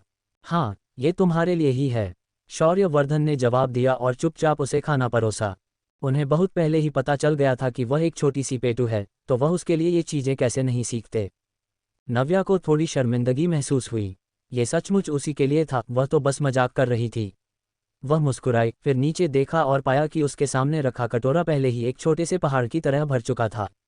उसने खाते या सोते समय बात नहीं करनी चाहिए कहावत पर ध्यान नहीं दिया, अपना कटोरा उठाया और चुपचाप खाने लगी। शौर्यवर्धन के खाना पकाने के कौशल बेहतरीन थे और उन्होंने उसके सारे पसंदीदा व्यंजन बनाए थे, जिससे वह बहुत खुश थी। शौर्यवर्धन ने उसके साथ खाना खाया और उनके खाने के तौर तरीके बेदाग थे, जिससे उन्हें देखना एक सुखद अनुभव था। नव्या उन्हें देखने में इतनी मग्न थी कि वह कई बार अपना खुद का खाना खाना भूल गई। वह मन ही मन झुंझला रही थी, उसने पहले इस पर ध्यान क्यों नहीं दिया। अपना खाना खत्म करने के बाद नव्या अभी भी इस समस्या पर विचार कर रही थी जब उसने अपना सिर घुमाया और देखा कि शौर्यवर्धन चुपचाप मेज से बर्तन हटा रहे थे। नव्या फिर से निशब्द रह गई। घर का काम करते समय भी शौर्यवर्धन इतने अच्छे कैसे लग सकते हैं। वह अपने दिल में चिल्लाई, ये खत्म हो गया, मुझे शौर्यवर्धन नामक जहर से जहर दिया गया है। शिनफेंग टाउन में आगमन। आधे घंटे बाद शौर्यवर्धन और नव्या ने शिनफेंग टाउन के इलाके में प्रवेश किया। वाह, यहाँ कितने सारे लोग हैं। नव्या ने शहर में इतने सारे लोगों को आते जाते देखकर हैरानी से कहा। अभी सूरज नहीं निकला है, लेकिन सुबह सुबह ही सड़कें लोगों से खचाखच भरी हुई हैं। यह एक जीवंत और चहल पहल भरा नजारा है। यह नीलामी और readers of the lost arc कार्यक्रम से जुड़ा होना चाहिए, शौर्यवर्धन ने कहा। नव्या ने सिर हिलाया और कोई और सवाल नहीं पूछा। उसने चारों तरफ देखा, बीच बीच में कुछ दिलचस्प छोटे गैजेट्स देखे और उन्हें ध्यान से देखने लगी। शौर्यवर्धन ने उन्हें उसके लिए खरीदने की पेशकश की, लेकिन उसने मना कर दिया। शौर्यवर्धन के पास उसकी बात मानने के अलावा कोई चारा नहीं था। चलो वहां चलकर देखते हैं। नव्या ने आगे भीड़भाड़ वाले इलाके की तरफ इशारा किया और शौर्यवर्धन को अपने साथ खींच लिया। उसने अभी एक कदम ही बढ़ाया था कि किसी ने उसके कंधे पर टक्कर मार दी। उसने ऊपर देखा, लेकिन इससे पहले कि वह कुछ बोल पाती, दूसरा इंसान गुस्से में चिल्लाने लगा, कौन अंधा बेवकूफ़ है जिसकी मेरी तौहीन करने की इतनी हिम्मत हुई। शौर्यवर्धन की आंखें थोड़ी गहरी हो गईं और वह कोई कदम उठाने ही वाले थे कि नव्या ने धीरे से उनकी आस्तीन खींची, ये संकेत देते हुए कि वह मामले को खुद संभालेगी। तो बात यह है, इतने सारे लोगों के होने से धक्का मुक्की करते समय लोगों का आपस में टकरा जाना आम बात है। लेकिन अभी दूसरे इंसान ने उसे टक्कर मारी और इससे पहले कि वह कुछ कह पाती, वह आक्रामक बर्ताव करने लगी। ये पूरी तरह से गुस्सा दिलाने वाला है। नव्या ने अपनी आंखें सिकुड़ी और उस औरत को ऊपर से नीचे तक देखा जो इतनी जोर जोर से चिल्ला रही थी। उसके सामने खड़ी लड़की 16 या 17 साल की थी, दिखने में बहुत प्यारी और मनमोहक थी, लेकिन उसकी भौहें अहंकार से भरी थीं। इस वक्त वह लड़की नव्या को तिरस्कारपूर्ण नज़रों से देख रही थी। वह लड़की त्यानिक्सिन सिटी के एक प्रतिष्ठित परिवार की युवा मालकिन है और उसका नाम जियांग किकिन है। वह आगे नीलामी घर को देखने गई थी, लेकिन जब वह वहां पहुंची तो उसने पाया कि जिस खजाने की उसे चाहत थी वह पहले ही किसी और ने खरीद लिया था, जिससे स्वाभाविक रूप से वह परेशान हो गई। वह गुस्से में वहां से चली गई और गलती से नव्या से टकरा गई जो उसकी तरफ आ रही थी। लेकिन जियांग किकिन को अहंकारी होने की आदत थी, तो वह कैसे मान सकती थी कि वह गलत थी। इसलिए जियांग किकिन ने खजाना न मिलने का अपना सारा खराब मूड नव्या पर निकाल दिया। खासकर जब उसने देखा कि नव्या का रूप उत्कृष्ट था और उसने उसे पूरी तरह से बौना कर दिया था, तो उसके चेहरे के भाव और भी विकृत हो गए। आज कैसी अजब किस्मत है, क्या वह जिससे भी टकराती है उसे पूरी तरह से बौना कर सकती है। जियांग किकिन इससे सहमत नहीं है। क्या तुम गूंगी हो? तुमने मुझे टक्कर मारी है, इसलिए जल्दी से माफी मांगो। जियांग किकिन गुस्से से आग बबूला थी जब उसने देखा कि नव्या उसे घूर रही है, लेकिन काफी देर से उसे नजरअंदाज कर रही है। इसलिए उसने अपनी ठुड्डी उठाई और अहंकार से कहा। नव्या ने ताना मारते हुए कहा, तुमसे माफी मांगूं? हम जल्दी से माफी मांगो, फिर मैं बेमन से इसे स्वीकार कर लूंगी। तुम? जियांग किकिन सन रह गई, लेकिन ये पहली बार था जब किसी ने उसकी बात का खंडन करने की हिम्मत की थी। उसने अनजाने में नव्या के बगल में खड़े शौर्यवर्धन की तरफ देखा और जो उसने देखा उससे वह सन रह गई। इतना खूबसूरत इंसान कैसे हो सकता है? स्वर्ग से आशीर्वाद प्राप्त, कुलीन और असाधारण, वह स्पष्ट रूप से उस तरह का इंसान है जिसने लंबे समय से किसी उच्च पद पर कब्जा कर रखा है। जियांग किकिन को लगा कि उसका दिल इतनी जोर से धड़क रहा था कि वह मुश्किल से हिल पा रही थी। वह तुरंत नव्या के बारे में भूल गई और आगे दौड़ी, शर्म और कमजोरी के मिश्रण के साथ शौर्यवर्धन से पूछा, युवा मास्टर, आप कहाँ से हैं? मैंने आपको पहले कभी नहीं देखा। क्या शिनफेंग टाउन में यह आपकी पहली बार है? नव्या ने खाली नज़रों से शौर्यवर्धन की तरफ देखने के लिए अपना सिर घुमाया। मुझे बिना किसी कारण के हंसने का मन कर रहा है। बहुत ज़्यादा खूबसूरत होना भी कोई अच्छी बात नहीं है, हर तरह के अवांछनीय दीवाने उसके पास खींचे चले आते हैं। शौर्यवर्धन ने जियांग किकिन की बातों को नज़रअंदाज कर दिया और उसकी तरफ एक नज़र भी नहीं डाली। उन्होंने बस नव्या का हाथ पकड़ा, जियांग किकिन के पास से गुजरे और चले गए। जियांग किकिन वहीं खड़ी रह गई, हवा में उलझी हुई। नीलामी का रोमांच। जियांग किकिन को प्रतिक्रिया देने में कुछ समय लगा। उसने अपना सिर घुमाया और चारों तरफ देखा, केवल यह पाने के लिए कि नव्या और शौर्यवर्धन पहले ही काफी दूर जा चुके थे। जियांग किकिन ने झुंझलाहट में अपने पैर पटके। मिस, जियांग किकिन के परिचारक ने धीरे से पुकारा। ये सब शोर किस बात का है? ये बहुत परेशान करने वाला है। चलो वापस चलते हैं। जियांग किकिन ने चिढ़कर अपने परिचारक पर चिल्लाया और गुस्से में वहां से चली गई। परिचारक उलझन में था, उसने अपना सिर खुजाया और उसका पीछा किया। अरे भगवान, क्या अपने दीवाने को इस तरह छोड़ जाना बुरा विचार नहीं है? काफी दूर चलने के बाद नव्या ने हंसते हुए चिढ़ाया, सच में तुमने उस खूबसूरत लड़की को निराश कर दिया। क्या तुम अच्छे मूड में हो? बेशक, नव्या ने कहा, फिर बात बदलते हुए बोली, अरे नहीं। ओह, तुम मेरे हो। मैंने अभी तक तुम्हें हासिल भी नहीं किया है, मैं किसी और औरत को तुम्हारे साथ ऐसे ही कैसे भागने दे सकती हूँ? उद्धरण चिन्ह उद्धरण चिन्ह। शौर्यवर्धन को मजा भी आ रहा था और झुंझलाहट भी हो रही थी। वह बेदिल लड़की, उनकी सारी भक्ति बेकार गई और अंत में वह अभी भी इतनी बेदिल है। क्या नीलामी शुरू होने वाली है? नव्या अचानक रुकी और गंभीर भाव के साथ शौर्यवर्धन से पूछा। स्थान एक डुप्लेक्स में है, मैं पहले जाती हूँ, तुम बाद में आ सकते हो। क्यों? तुम बहुत अद्भुत हो। मुझे डर है कि अगर तुम मेरे साथ हुए तो लोग मुझसे बचेंगे। सावधान रहना, मैं हवानजू में तुम्हारा इंतजार करूंगा। शौर्यवर्धन ने उसकी बात मान ली।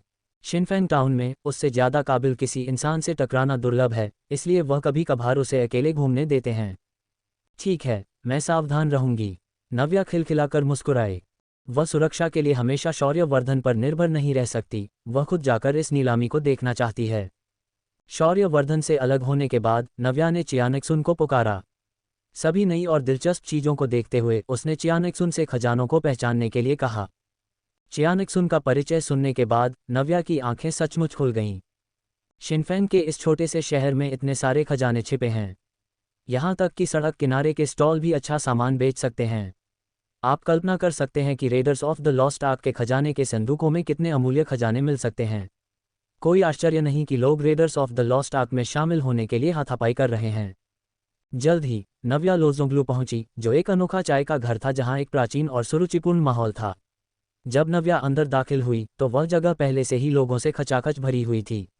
उसने आखिरकार एक खाली सीट ढूंढ ली, एक बर्तन चाय का ऑर्डर दिया और चुपचाप इंतजार करने लगी, साथ ही चुपके से चाय घर के माहौल को भी देखने लगी। सभी लोग कृपया शांत हो जाएं। आज लोजोंग्लू में हमारी मासिक नीलामी शुरू होने वाली है। अगर आप रुचि रखते हैं तो कृपया आएं और हमारा समर्थन करें। एक इंसान ऊंचे मंच से बाहर आया और भीड़ को संबोधित किया, जिससे पूरे कार्यक्रम स्थल पर सनसनी फैल गई। नव्या को किसी और चीज में दिलचस्पी नहीं थी। एकमात्र चीज जिसने उसकी दिलचस्पी जगाई वह गोलियों का नुस्खा था। उसने अपना सिर झुकाया और एक तरफ देखा, केवल एक जहरीली नज़र का सामना करने के लिए। यह कोई और नहीं बल्कि जियांग किकिन थी, जिसे हमने पहले देखा था। नव्या ने अपनी नज़रें हटाने से पहले लापरवाही से जियांग किकिन की तरफ देखा। उसे परेशानी खड़ी करना पसंद नहीं है, और जब तक दूसरा पक्ष बहुत आगे नहीं जाता उसे सचमुच कोई परवाह नहीं है। जहां तक जियांग किकिन का सवाल है, वह सिर्फ एक अजनबी थी और सचमुच उस पर ध्यान देने की कोई ज़रूरत नहीं थी। लेकिन वह जियांग किकिन से भिड़ना नहीं चाहती थी, जबकि जियांग किकिन को लगा कि वह अहंकारी थी। घूरने के उस संक्षिप्त पल के बाद जियांग किकिन गुस्से से पागल हो गई। वह कमीनी औरत, उसकी इतनी हिम्मत कि वह उसे नीची नज़र से देखे। ये पूरी तरह से अपमानजनक है। जियांग किकिन और ज़्यादा गुस्से में आ गई और अंततः इसे बर्दाश्त नहीं कर पाई। वह नव्या का सामना करने के लिए आगे बढ़ी। चौथा मास्टर। जियांग किकिन आगे बढ़ना चाहती थी, लेकिन उसके परिचारक ने उसे रोक लिया, जिसने धैर्यपूर्वक सलाह दी, मिस कृपया आवेग में न आएं। यहाँ बहुत सारे लोग हैं। वह अपनी युवा मालकिन के मिजाज को बहुत अच्छी तरह जानता था। वह हमेशा से बिगड़ी हुई और असभ्य रही थी। अगर दूसरा पक्ष उसकी चापलूसी करता तो वह उसे जाने देती, लेकिन अगर दूसरा पक्ष उसे बस नज़रअंदाज करता तो यह उसके लिए एक बहुत बड़ी बात होती। परिचारक ने इस बारे में सोचा और काफ़ी लाचार महसूस किया। जियांग किकिन इसे बर्दाश्त नहीं कर पा रही थी, लेकिन अवचेतन रूप से उसने सोचा कि परिचारक ने जो कहा वह सही था। यहाँ इतने सारे लोग थे, उसे अपनी छवि बनाए रखनी थी और जियांग परिवार को शर्मिंदा नहीं करना था।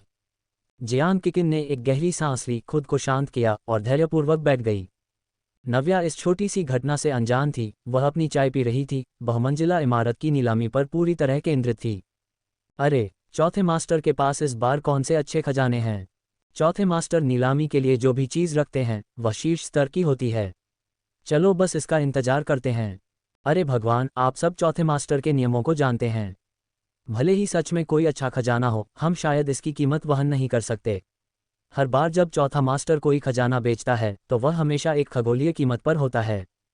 एक नज़र डालना हमेशा अच्छा होता है। ये सही है। कुछ देर सुनने के बाद नव्या ने मोटे तौर पर कुछ बातों का अंदाजा लगा लिया। मेहमानों द्वारा जिस चौथे मास्टर का जिक्र किया गया था वह इस रेस्तरां का मालिक होना चाहिए। वह हर महीने कुछ अच्छे खजाने प्रदर्शित करता है और इन खजानों की सार्वजनिक रूप से नीलामी भी की जाती है। हालांकि उनकी कीमत आमतौर पर बहुत अधिक होती है और बहुत कम लोग उन्हें खरीद सकते हैं। कुछ ही देर बाद इमारत की भीतरी विंग से कई नौकर बाहर आए। हर कोई एक खजाना ले जा रहा था। इमारत के बीच में स्थित डिस्प्ले स्टैंड पर 5 विशेष रूप से बनाई गई छोटी मेजें रखी गई थीं और नौकरों ने एक एक करके खजानों को व्यवस्थित किया और उन्हें उन छोटी मेजों पर रख दिया। सभी खजानों को एक बड़ी लाल रेशमी कपड़े से ढकी ट्रे पर रखा गया था, इसलिए एक नज़र में ये बताना नामुमकिन था कि वे क्या थे। नौकर एक तरफ हट गए और जिस आदमी ने पहले आगामी खजाना प्रस्तुति गतिविधि का परिचय दिया था वह एक और आदमी के साथ नीचे आया। पहले वाला आदमी लोजोंग्लू का मैनेजर था, जिसका उपनाम जू था। वह लोजोंग्लू के सभी मामलों का प्रभारी था। और मैनेजर जू के बगल में खड़ा वह आदमी। नव्या लगभग खून की उल्टी कर रही थी। गोंग जू के अलावा वह और कौन हो सकता था। कोई आश्चर्य नहीं कि वे उसे चौथा मास्टर कहते थे। पता चला कि वह गोंग जू है, चौथा मास्टर गोंग। चौथे मास्टर, कृपया। मैनेजर जू अत्यंत आदरणीय थे और उन्होंने गोंग जू को डिस्प्ले स्टैंड तक पहुंचाया। गोंग जू किसी देवता की तरह मंच पर खड़ा था। उसकी आभा अचानक बढ़ गई, जिससे पल भर में हर किसी का ध्यान उसकी ओर खींच गया। खूबसूरत लोग जहां भी जाते हैं उन्हें देखना एक सुखद अनुभव होता है। फिर मैनेजर जू ने मेहमानों को डिस्प्ले स्टैंड से अलग करने के लिए उसके चारों तरफ बाड़ लगा दी, ताकि खजानों के अनावरण के बाद मेहमान डिस्प्ले स्टैंड पर न भागें। चलो जल्दी से जवाब प्रकट करते हैं। मैं और इंतजार नहीं कर सकता। हाँ हाँ, चौथे मास्टर, कृपया इसे जल्दी खोलें। कई मेहमानों ने अपनी सीटें छोड़ दी और डिस्प्ले स्टैंड के पास इकट्ठा हो गए। कुछ ने कर्मचारियों से अधीरतापूर्वक आग्रह किया। गोंग जू ने मैनेजर जू की तरफ एक नज़र डाली और अपना हाथ हिलाया, इसे खोलो। मैनेजर जू सहमत हुए, एक तरफ गए और पहले खजाने को ढंकने वाले लाल रेशम का अनावरण करके शुरुआत की। यह एक भेष बदलने वाला स्क्रॉल है, दुकानदार जू ने समूह को समझाया। अगर आप में से कोई भी अपने रूप से संतुष्ट नहीं है तो ये भेष बदलने वाला स्क्रॉल एक बड़ी मदद हो सकता है। क्या किसी को यह चाहिए? दृश्य पर एक पल के लिए सन्नाटा छा गया। नव्या के होंठ फड़क उठे। इनके पास सचमुच हर तरह के अजीबोगरीब खजाने हैं। उसने इस भेष बदलने वाले स्क्रॉल के बारे में थोड़ा बहुत सुना भी था।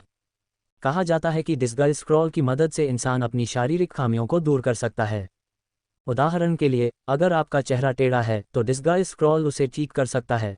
अगर आपका वजन ज़्यादा है तो डिस्गाइज स्क्रॉल आपको वजन कम करने में मदद कर सकता है। ये व्यावहारिक रूप से एक कॉस्मेटिक सर्जरी टूल है। हालांकि डिस्गाइज स्क्रॉल केवल मौजूदा फीचर्स में कुछ बदलाव कर सकता है। आप इसके साथ चाहे जितनी भी छेड़छाड़ कर लें, यह आपको पूरी तरह से किसी दूसरे इंसान में नहीं बदल सकता। इसे डिस्गाइज स्क्रॉल कहना ब्यूटी स्क्रॉल कहने जैसा ही है। मुझे ये चाहिए, क्या ये महंगा है? मैनेजर जू। भीड़ में से एक डरी हुई सी आवाज आए। इसे देखने वाले सभी लोग जोर से हंस पड़े। जिस इंसान को भेष बदलने वाला स्क्रॉल चाहिए था वह एक बेहद मोटी लड़की थी। अरे लड़की, अगर तुम्हारे पास भेष बदलने वाला स्क्रॉल आ भी जाए तब भी तुम कोई खूबसूरत लड़की नहीं बन जाओगी। हाँ, तुम बहुत मोटी हो। यहाँ तक कि वजन कम करने वाला भेष बदलने वाला स्क्रॉल भी तुम्हारी समस्या को हल नहीं कर पाएगा, है ना? हाँ हाँ हाँ, बिल्कुल सही लड़की, बेहतर होगा कि तुम अपनी ऊर्जा बर्बाद न करो। हाँ हाँ हाँ हाँ हाँ। तमाशा देखने वाले लोग और भी जोर से हंसने लगे, जबकि बेचारी मोटी लड़की लगभग रोने ही वाली थी।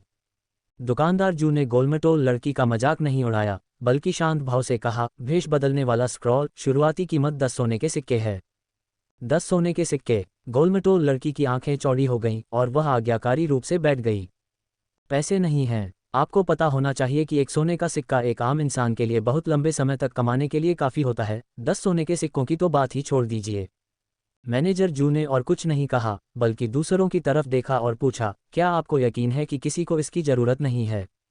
किसी ने जवाब नहीं दिया। दुकानदार जू ने सिर हिलाया और फिर दूसरा खजाना खोलने चले गए। दूसरे खजाने के अनावरण पर तारीफों की झड़ी लग गई। ये क्वालिटी बेहतरीन है। ये स्पष्ट रूप से प्राचीन जैद का एक बढ़िया टुकड़ा है। ये सचमुच अद्भुत है। मुझे आश्चर्य है कि प्राचीन जैद का ये टुकड़ा कितना मूल्यवान है। मैं इसे लेने के बारे में सोच रहा हूँ। हाँ हाँ हाँ, इतने सारे लोगों के होते हुए मुझे नहीं लगता कि तुम्हारी बारी आएगी। इंतजार करो और देखो। नव्या दूसरों की तरह उत्साहित नहीं थी। वह चुपचाप कोने में बैठी थी, लेकिन उत्साहित मेहमानों की वजह से उसका नज़ारा बाधित नहीं हुआ था, इसलिए वह डिस्प्ले स्टैंड पर हो रही हर चीज़ को साफ साफ देख सकती थी। दूसरा खजाना एक प्राचीन जैद का टुकड़ा था। जैद का रंग बहुत सुंदर नीला हरा था, उत्तम और पारभासी था, और इसकी गुणवत्ता स्पष्ट रूप से उत्कृष्ट थी, जो भीड़ से निकल रही प्रशंसा की सांसों को स्पष्ट करती थी। मैनेजर जू ने भीड़ के विचारों को भांपते हुए शांत भाव से अपनी पेशकश की घोषणा की। ये प्राचीन जैद 100 साल पुराना है। इसकी शुरुआत 100 सोने के सिक्कों से होती है। भीड़ का उत्साह पल भर में बुझ गया। ये प्राचीन जैद ठीक है, लेकिन यह 100 सोने के सिक्कों के लायक बिल्कुल नहीं है।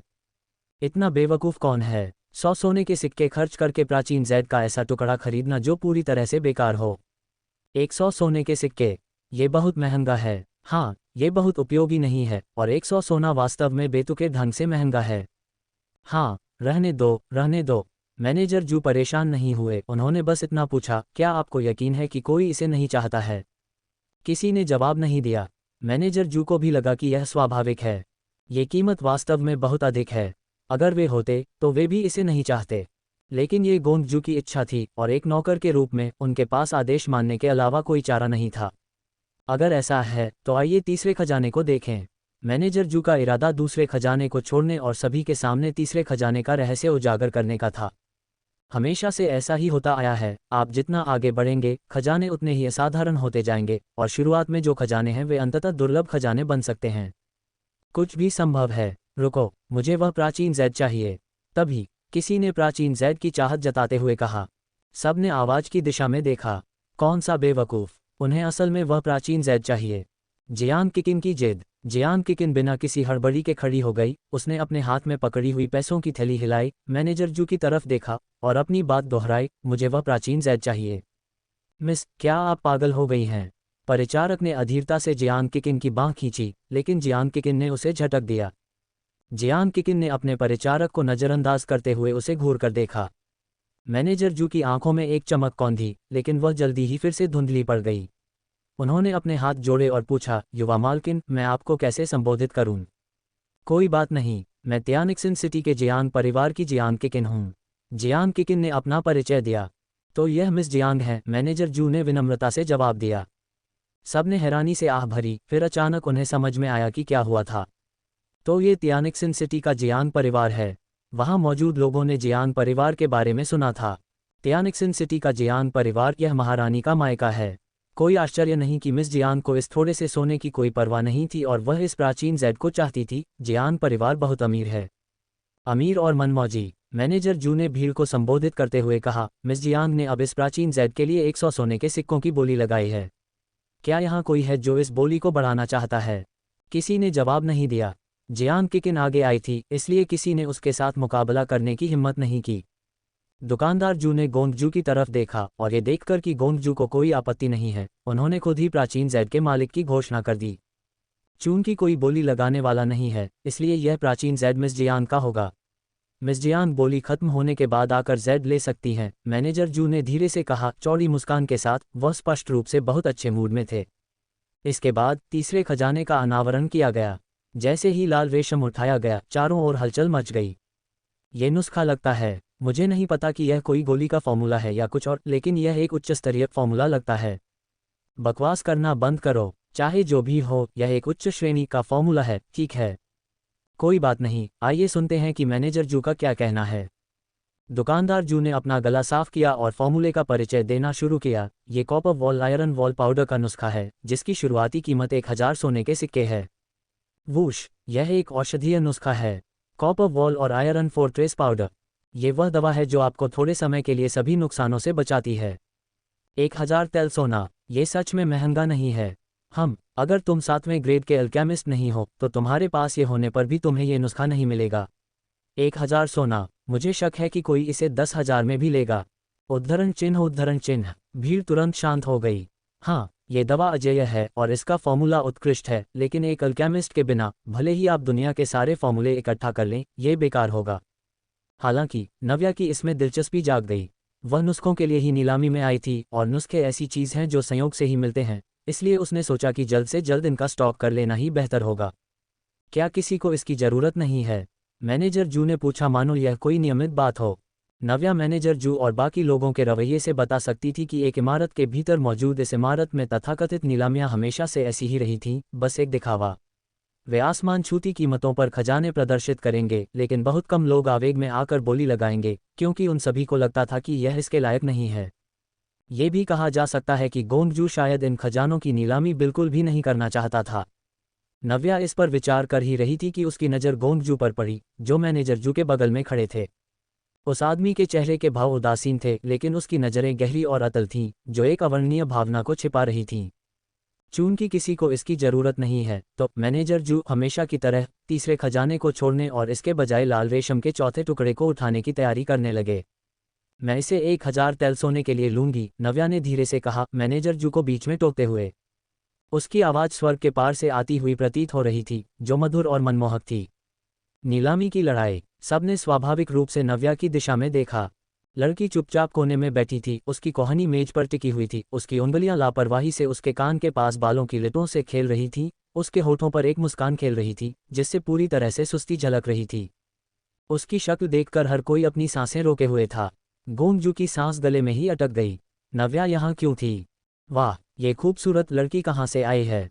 हमने शिनफेंग टाउन में पहले कभी इतनी खूबसूरत लड़की नहीं देखी। अरे, अपनी नाक से खून पोंछो। तुम एक सुंदर लड़की को देखकर कुछ ज़्यादा ही उत्साहित हो रहे हो, है ना? हे, ये सच में बहुत खूबसूरत है। उद्धरण चिन्ह। दुकानदार जू भी एक पल के लिए सन रह गए, और जब वे बोले तो हकलाते हुए बोले, मिस आप। मेरा उपनाम नव्या है। नव्या ने अपना हाथ नीचे किया, हल्की सी मुस्कान के साथ उसकी आंखें अर्धचंद्राकार हो गईं। गोली का फॉर्मूला, अपनी बोली लगाओ।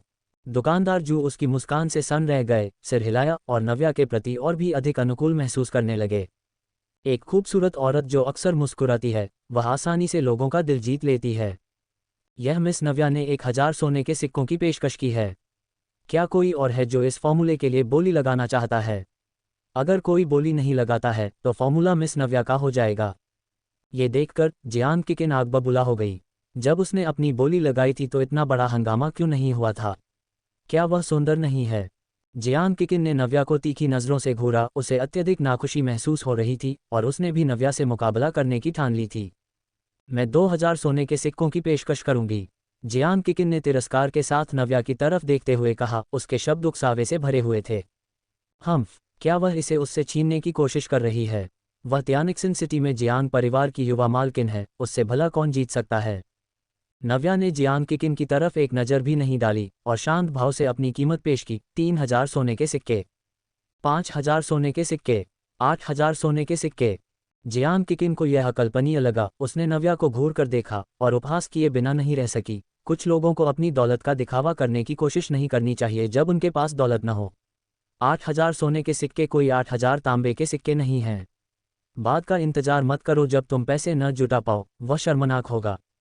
मिस जियांग को खुद को परेशान करने की कोई ज़रूरत नहीं है, नव्या ने लापरवाही से चाय की चुस्की लेते हुए कहा। चाय की खुशबू भरपूर है और स्वाद सुखद है। बढ़िया चाय। जियांग किकिन के सिर पर खून सवार हो गया और उसने गुस्से से मैनेजर जू को घूरा। 10,000 तेल सोने के सिक्के।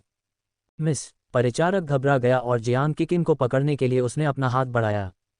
चुप रहो। जियांग किकिन आग बबूला थी और उसने उसके चेहरे पर एक तमाचा जड़ दिया। थप्पड़ की करारी आवाज गूंज उठी और सबने उसकी तरफ देखा। उन्होंने देखा कि परिचारक के चेहरे पर 5 उंगलियों के निशान बहुत स्पष्ट थे। परिचारक ने निराशा में अपना चेहरा छुआ और चुप रहा। नव्या को यह मनोरंजक लगा, लेकिन फिर भी उसने शांत भाव से पेशकश की। 20,000 सोना। जियांग किकिन स्वाभाविक रूप से पीछे नहीं रहने वाली थी, उसने जवाब दिया। 50,000 तेल सोना।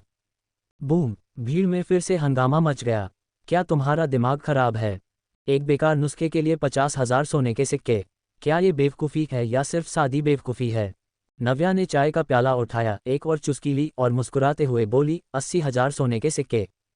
1,00,000 सोने के सिक्के। मैं 1,00,000 सोने के सिक्कों की पेशकश करूंगी। जियांग किकिन ने अपने दांत पीसे और एक और पेशकश की। सब पूरी तरह से हक्के बक्के रह गए। जियांग परिवार अविश्वसनीय रूप से अमीर है। एक ऐसे नुस्खे पर 100,000 सोने के सिक्के खर्च करना जिसकी उन्हें जरूरत भी नहीं है। वे सचमुच अमीर हैं। जियांग किकिन ने नव्या को उकसावे भरे अंदाज में देखा, मानो वह नव्या के किसी पेशकश करने का इंतजार कर रही हो। के निंगहुआ ने चाय की एक चुस्की ली, रुकी, फिर एक और चुस्की ली। सबको खुद को घूरते हुए देखकर वह थोड़ी मासूम सी दिखी और उसने पूछा, तुम सब मुझे ऐसे क्यों देख रहे हो? सब चुप हो गए। ये और क्या कर सकता है? हम तुम्हारी बोली का इंतजार कर रहे हैं। नव्या ने अपनी भौहें सिकुड़ी और कुछ उलझन भरे लहजे में कहा। 1,00,000 सोने के सिक्के। ये बिल्कुल भी इसके लायक नहीं है, इसलिए मुझे यह नहीं चाहिए। नहीं, मुझे यह अब और नहीं चाहिए। अब और नहीं चाहिए। तुमने क्या कहा? तमाशा और गुस्सा। जियांग किकिन अविश्वास में चीख पड़ी। वह बस नव्या से मुकाबला करना चाहती थी, लेकिन क्या नव्या सच में वह फॉर्मूला नहीं चाहती थी? उसने इतनी आसानी से बोली क्यों छोड़ दी, और यहाँ तक कि कहा भी कि यह इसके लायक नहीं है। जियांग किकिन को लगा जैसे उसने खून की उल्टी कर दी हो। नव्या ने उसे एक दयालु नज़र से देखा और तय किया कि वह एक पागल इंसान से बहस नहीं करेगी। जियांग किकिन को लगा कि नव्या फिर से उसे नीची नज़र से देख रही थी और वह पूरी तरह से फट पड़ी, नव्या की तरफ तेजी से बढ़ते हुए। जब वह नव्या के पास पहुंची तो जियांग किकिन ने अपने हाथ में पकड़ी पैसों की थैली मेज पर दे मारी, जिससे सभी चौंक गए। नव्या अपनी कुर्सी पर पीछे की ओर झुक गई और आराम से जियांग किकिन की तरफ देखने लगी। उसने अपनी आंखें सिकुड़ी और एक परिष्कृत लहजे में कहा, मिस जियांग, क्या तुम मुझे सोना देने वाली हो? क्या तुम्हें कोई शर्म नहीं है? जियांग किकिन इतनी गुस्से में थी कि वह हंसने लगी। उनकी इतनी हिम्मत कैसे हुई यह कहने की कि वह सोना देने आए हैं? उसने ऐसा बेशर्म इंसान पहले कभी नहीं देखा था।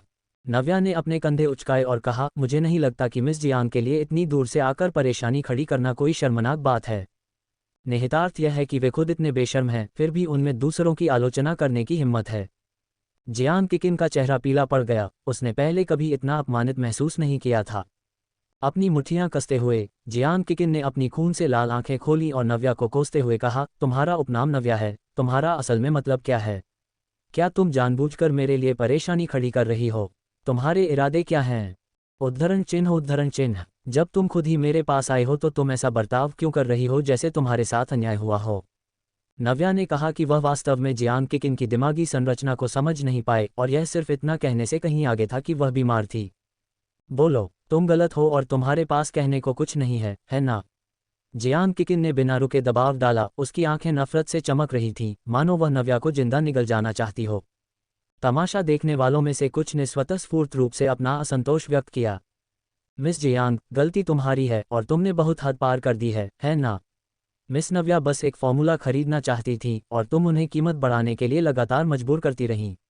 अब जब मिस नव्या को लगता है कि वह तुम्हारी तरह अमीर नहीं है और अब तुम्हारे साथ मुकाबला नहीं करना चाहती हैं, तो क्या ये गलत है? क्या इस दुनिया में कोई न्याय है? जैसे ही इस इंसान ने बात की, दूसरों ने भी उसकी बात दोहराई। तुम, जियान किकिन और भी ज्यादा गुस्से में आ गई। हर कोई नव्या का पक्ष क्यों ले रहा था? यह अपमानजनक था। मिस जियान, क्या आपको ये नुस्खा चाहिए या नहीं? ये देखकर कि दृश्य थोड़ा अस्त व्यस्त था और उनके चेहरे के भाव अच्छे नहीं थे, मैनेजर जू ने जियान किकिन से पूछा और सभी शांत हो गए। जियान किकिन मैनेजर जू की तरफ मुड़ी और तिरस्कारपूर्वक बोली, मैनेजर जू को भी लगता है कि मैं अनुचित हूँ। मैनेजर जू ने जियान किकिन के सवाल का जवाब नहीं दिया, बल्कि केवल इतना कहा, मिस जियान, मेहमान अभी भी अगले 2 खजानों का इंतजार कर रहे हैं। हाँ हाँ, अभी भी 2 खजाने बचे हैं। समय बर्बाद करना बंद करो। तो क्या हुआ अगर वह सुंदर है और वह जियान परिवार की सदस्य है? वह जियान परिवार के लिए एक कलंक है। बिल्कुल, इस तरह दिखने वाले किसी इंसान की मिस नव्या के सामने परेशानी खड़ी करने की हिम्मत कैसे हुई? जियान किकिन का चेहरा पीला पड़ गया और वह गुस्से से दहाड़ी, तुम सब चुप रहो। मैं जो कर रही हूँ उसमें क्या गलत है? इससे तुम्हारा क्या मतलब है? ये किस तरह का खजाना है? क्या तुम इसे खरीद भी सकते हो? तुम क्या देख रहे हो? अगर तुम्हारे पास पैसे नहीं हैं तो तुम यहाँ मजे लेने क्यों आए हो? जियान किकिन की तेज आवाज से सभी चौंक गए, जिससे वे रुक गए और उसे खाली नजरों से घूरने लगे। इस लड़की में इतना आत्मविश्वास कहाँ से आता है? ये देखकर जियान किकिन खुश हुई कि कोई भी बोल नहीं रहा था। नाजुक पलों में हिम्मत होना मायने रखता है। पैसा बोलता है। जियान किकिन का मूड थोड़ा बेहतर होता हुआ लग रहा था और उसने अपना चेहरा ऊपर उठाया, किसी मोर की तरह घमंडी लग रही थी। उसने अपना चेहरा ऊपर उठाया और मैनेजर जू की दिशा में देखा। जैसे ही वह कुछ बोलने वाली थी, उसने मैनेजर जू के बगल में खड़े गोंग जू को बोलते हुए सुना, उन्हें बाहर निकालो।